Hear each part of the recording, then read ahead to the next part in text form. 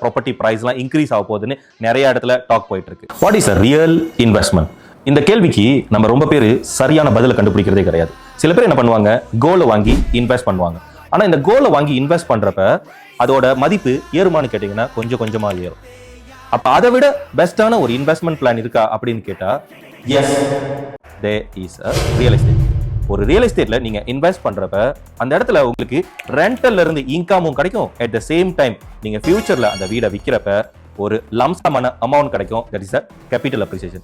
So இந்த investment சரி அப்படின்னு சொல்றப்ப நம்ம என்ன பண்ணுவோம் அப்படின்னு பாத்தீங்கன்னா, ஒரு ரியல் எஸ்டேட்ல ஒரு ப்ராப்பர்ட்டியை வாங்கி அது மூலியமா சம்பாதிக்கலாம் அப்படின்னு நினைப்போம். ஆனா இந்த இடத்துல லொகேஷனை நீங்க எவ்வளவு தூரத்துக்கு ப்ரீஃபர் பண்றீங்களோ அந்த அளவுக்கு டெவலப்பரை ப்ரீஃபர் பண்ணுங்க.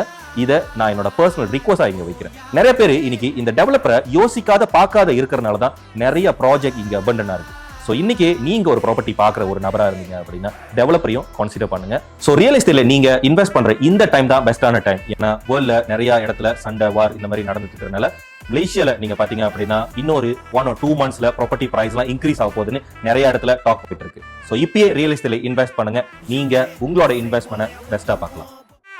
You can say whatever you want, but we don't fret, no.